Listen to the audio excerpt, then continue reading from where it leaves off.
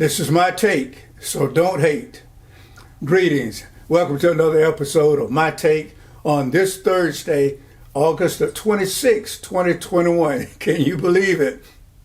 You know, this is the platform where I usually talk about things in general and, of course, nothing in particular. I truly believe that people perish for lack of knowledge, either because of what we don't know or because we don't do anything about that which we do know. You know, through our discussions, my hope is to raise awareness of certain issues that might inspire us to seek more knowledge and to seek a better understanding of the issues of life.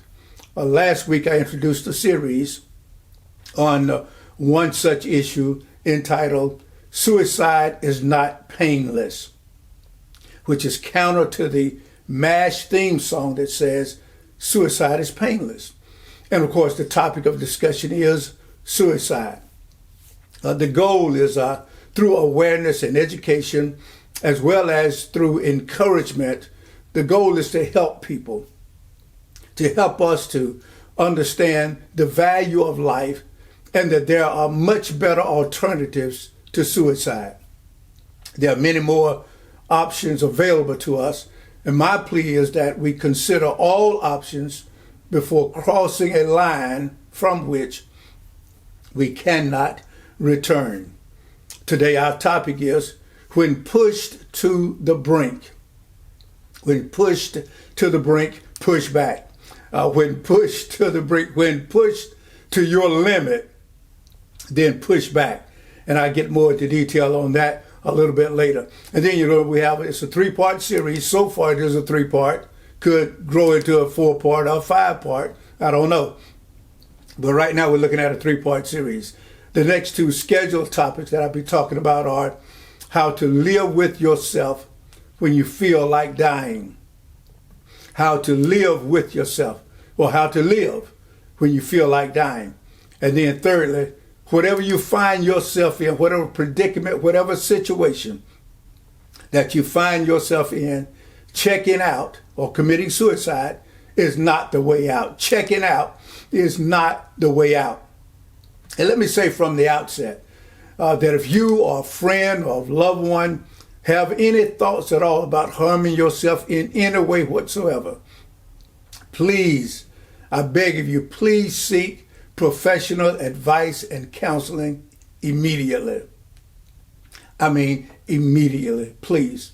You know, the average person, such as I, is not equipped to handle these situations. We really aren't.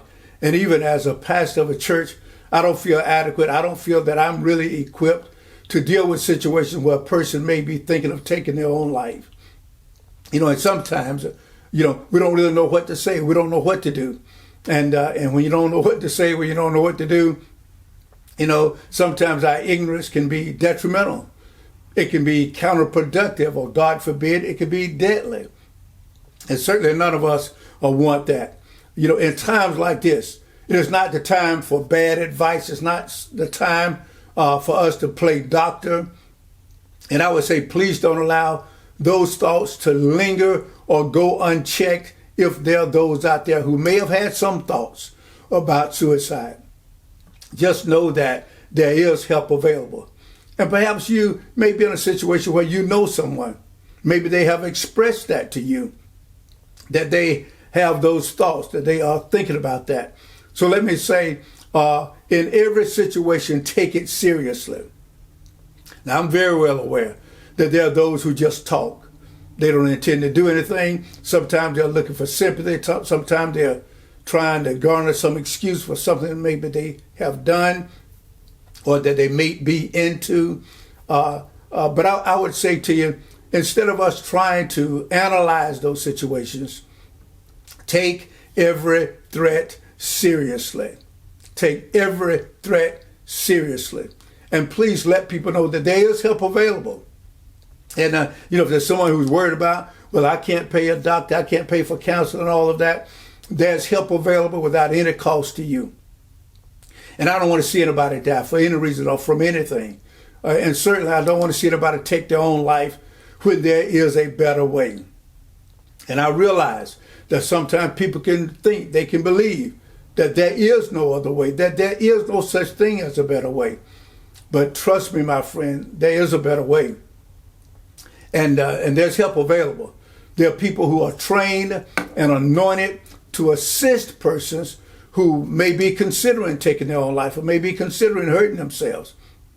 They are trained and they are anointed to assist persons who may be at a difficult place in their life. And there are agencies that are equipped to handle these type situations.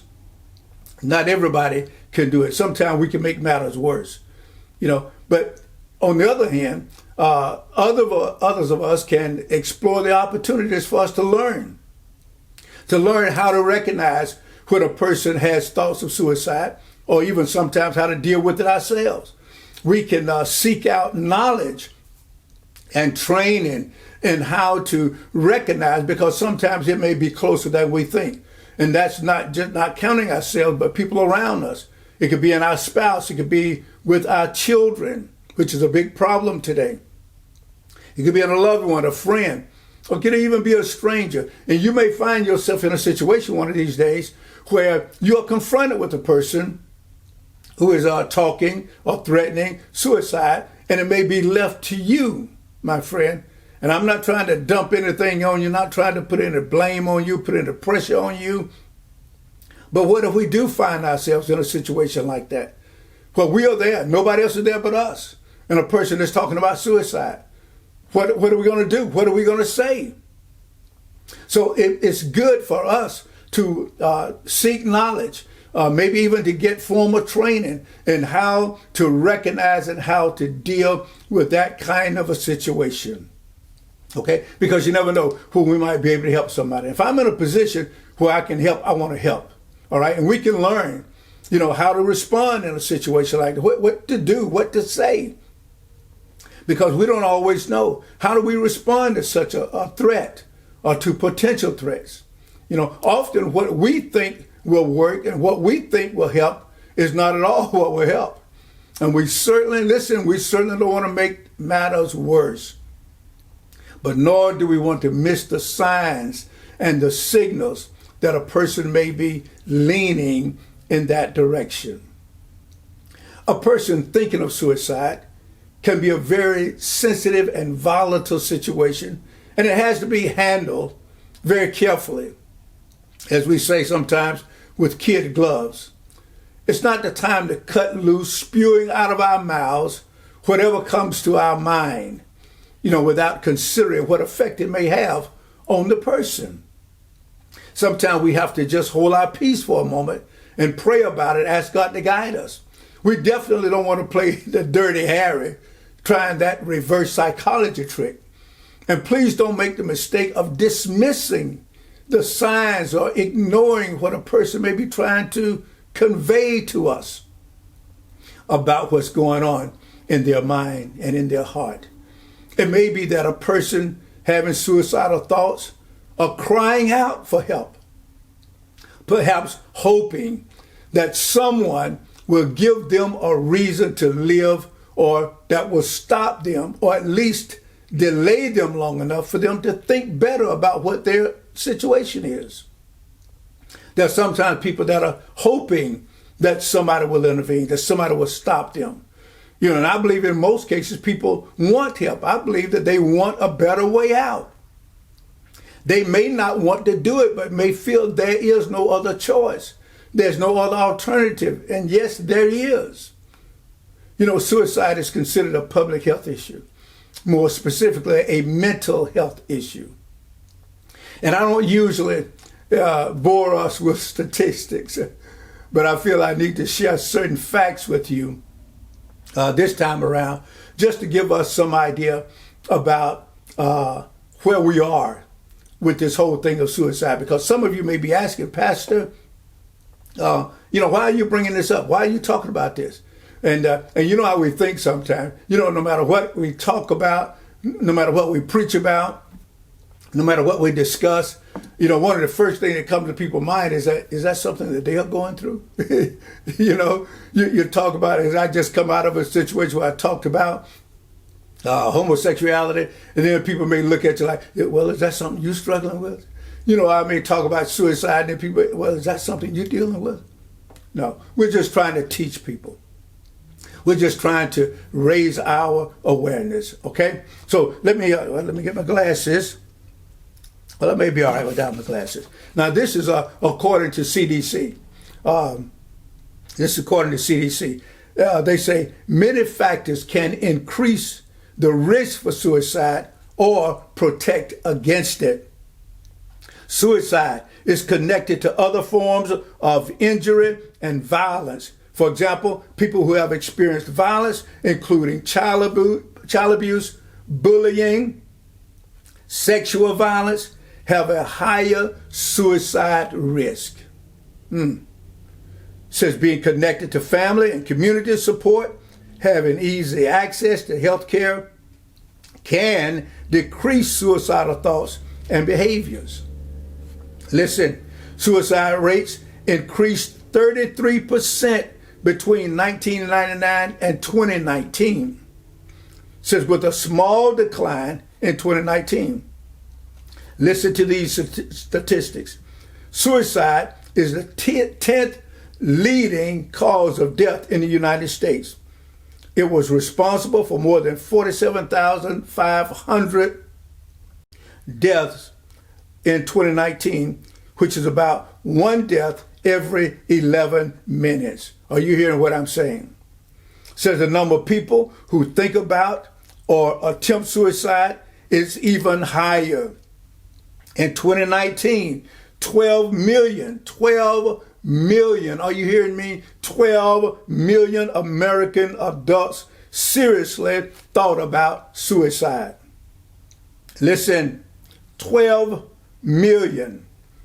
3.5 million planned a suicide attempt. They made the plans for it. May not have gone through with it, but they planned for it. 3.5 million. And then 1.4 million actually attempted it. Not only thought about it, not only planned it, but actually tried it. Are you hearing me? Listen to what he says. It says suicide affects all ages.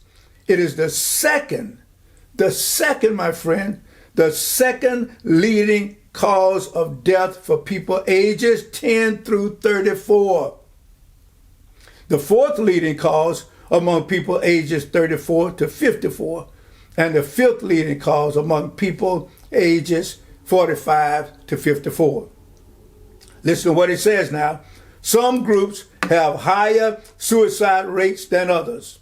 Suicide rates vary by race, ethnicity, age, and other factors.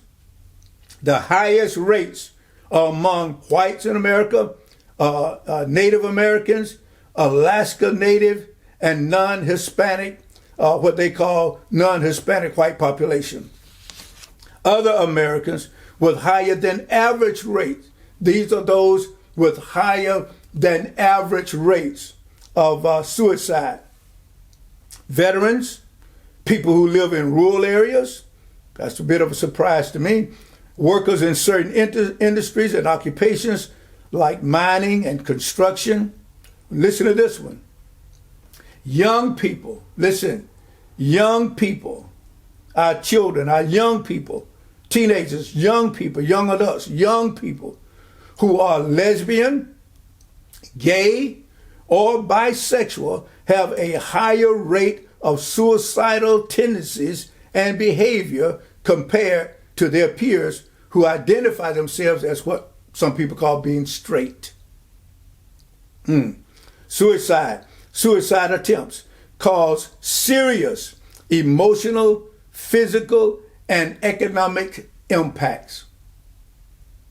People who attempt suicide and survive may experience serious injuries that can have long-term effects on their health. They may also experience depression and other mental health concerns. The good news is that more than 90% of people who attempt suicide and survive never go on to die by suicide. That is good news, but it's a sad situation. All right, listen to what it says now. let me back up here. It says suicide and suicide attempts affect the health and well-being of friends, loved ones, co-workers, and the community. When people die by suicide, their surviving family and friends may experience shock, anger, guilt, symptoms of depression or anxiety, and may even experience thoughts of suicide themselves. I'm going to read that one again. Listen, suicide and suicide attempts affect the health, well-being of friends, loved ones, co-workers, and the community. When people die by suicide, their surviving family and friends may experience shock, anger, guilt, symptoms of depression or anxiety, listen, and may even experience thoughts of suicide themselves. Don't believe the lie that suicide is painless. Suicide is not painless, not for the victim and not for the survivors. It hurts so many people in so many ways, and the damage can linger for a lifetime. And unfortunately, some choose this route with the sole purpose, the sole intention of hurting those that they leave behind, maybe feeling that it is the ultimate gotcha, and there's no way a person can ever get back at them. Sometimes it is staged for the shock effect. People commit suicide. They set it up so that their loved one can walk in on it and it shocks them. And I find that to be very cruel and very selfish. Listen, there are people who actually do this to hurt other people. They literally leave you there with a bad taste in your mouth and an image in your mind that you will never forget, and leave you forever wondering why. Why would they do that? Not only why would a person do it, but why are they doing this to me? Why would they stage it this way? Why would they do it at a time like this, in a place like this?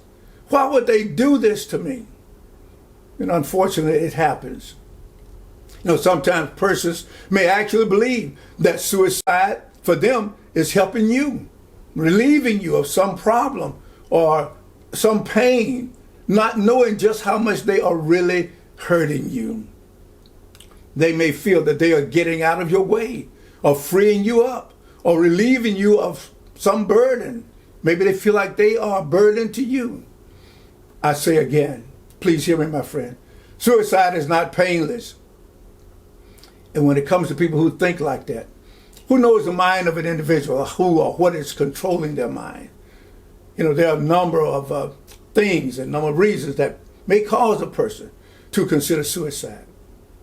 One of which is our perceived inability to deal with the pressures of life. And notice what I said, our perceived inability. We can do more than we think we can. We are better than we think we are. We are stronger than we think we are. We can take more than we believe that we can. So sometimes there's that perceived inability to deal with the pressures of life. We just feel like, I can't take it anymore. I can't do it anymore. There's no way out of this. Pressures that can seemingly be unbearable. And sometimes that pressure it can really bear down on us. And I'll be one of the first to admit that life can be challenging. No, it can't. No such thing. It can't be. It is challenging. Life is challenging. It's a challenge. The truth is, we have to love living so much that we're willing to fight for our lives. Literally, fight to live. Fight for our lives. And that's what I want to encourage us in today. When pushed to the brink, push back. Finances, or lack thereof, can pressure us. Relationships can pressure us. Repeated failures and setbacks in life can pressure us. The pressure may come from depression or disappointments in life. We can find ourselves pushed to the brink. Pushed to the brink means that we have been pushed, if you will, to our perceived limit, but have not yet been pushed over our limit. Amen. We still have a chance. There's still hope. When I was in high school, I did a little wrestling, and I learned a valuable lesson from my high school wrestling days. I learned that although whether you're in a headlock, a chokehold, a full Nelson, a half Nelson, or whether you've been body slammed and pinned to the mat, there's still a way out and a way up. Using the right strategy, the correct techniques, and with a strong will to live or to win, we can escape whatever is holding us down. Did you hear what I just said? We can escape. We can get up. We can get out of it. We can. We can. We have the power to do it. We have the ability to do it. And we have the opportunity to do it. Let me give you just a few things here as we close out today.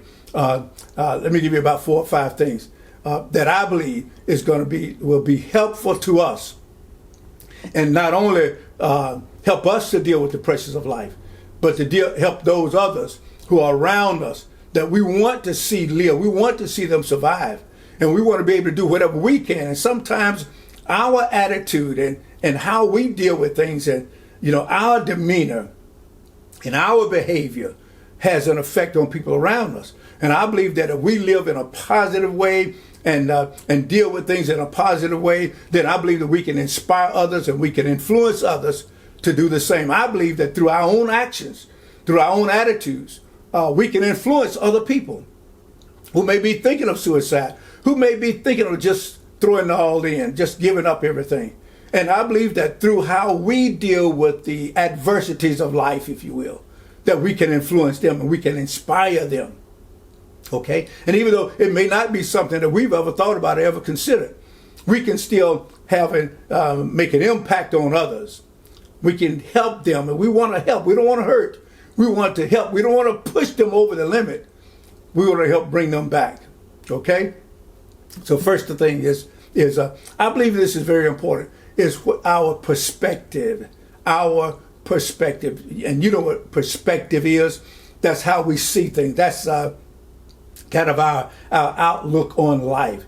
That's how we view things, how we understand things. And perspective is important because sometimes, as a matter of fact, most of the time, we're going to act based on what we see. Not what we see necessarily with the natural eye, but what we see in our minds, what we imagine. What is our perspective, or what is our point of view? And when life seems useless and worthless, then a person may tend to think about suicide. It's how we see it. And if I see that I can get out of this, if I see a better way and a better way out, if I see a better life, then if I can see that, it's our perspective, how we see things. That's what's going to help influence us and how to deal with our lives and how to handle our life. Perspective, say it again, perspective, our point of view, our outlook on life. Okay? So perspective is very important. How do you see things? How do you see yourself? How do you see your future, for example? All right? What do you see for yourself? What do you see for your family? Come on now. Get your perspective. I'm not sure this is right, good grammar, but get your perspective in perspective, okay? All right? Get your vision right. Get your view of life right. All right? So get your perspective. Bring it into focus, okay? Secondly, is our patience. And I believe all of us understand the value of patience. But here's one thing that I want to bring up that you may not have thought about, because we have to find a way to avoid panic. And patience counters panic. Because when we panic, we feel pressed to do something right then, right now. I mean, panic is that suffocating sensation that if I don't do something now, I'm going to drown. And even if a person literally in the water, if they panic, they can drown. But if they calm down, be patient, gather themselves, think their way through. Okay? Patience counters panic. We don't want to panic. No, we don't want to panic, because panic will cause us to do some things that we'll later regret, or that we may not live to regret. Okay? So patience, we got to have patience. Have patience. Just wait on things to get better. and pray that things will get better. Hope that things will get better. Work towards things getting better. Patience. Okay. Not only patience, we got to have, I believe we got to have the right perspective, and we certainly need to have patience. But thirdly, there has to be persistence. Persistence. And I kind of describe or define persistence, or describe it, I guess, persistence as insisting. Because we have to be persistent. In other words, we just have to stick to it. Because there's some times we have to overcome some things and go through some things. And as we are going through, we cannot give up. We have to make that determination and that decision that there's no quitting in me. I may give up. I may give out, but never give up. Let me say that again to make sure you get it straight. I may give out, but I'll never give up. Okay? There are times we may find ourselves in a situation where we have to push through. Yeah, we have to be persistent. Insist on living. Insist on winning. Insist on getting up. Yeah, we have to push through those situations, and we have to push back. When pushed to the brink, push back, my friend. And then fourthly, there's perseverance. Perseverance. And that just means, or the way I'm going to describe it is, it means to weather the storm. Perseverance, part of that, I think that's kind of a mix, to me at least it is, that's kind of a mix between patience and persistence. Perseverance, where we weather the storm, where we have to outlast our opponent, outlast our enemy, outlast and outlive our problems. Yes, perseverance. I have a good perspective. I'm exercising patience. I'm not panicking. Are you hearing me? I am persistent. In other words, I'm determined. And I'm practicing perseverance. I'm going to see it through. I'm going to weather the storm. I am going to outlast and outlive my opponent. I am going to outlast and outlive my problems. Are you hearing what I'm saying? Perseverance. And then, of course, fifthly and finally, my friend, listen, we have to increase our pain tolerance. I know that doesn't sound good, but we have to push the threshold of our pain. That means simply this. Sometimes, no matter how painful a thing can be, we're going to have to deal with it. And there are some things that are very painful. There are some situations that come in our lives over which we have no control that are going to be very painful. Some of you have already experienced that. I have. Very painful. But we have to increase our pain tolerance. We have to more and more strengthen and discipline ourselves to take the pain. We have to discipline ourselves to take the pain.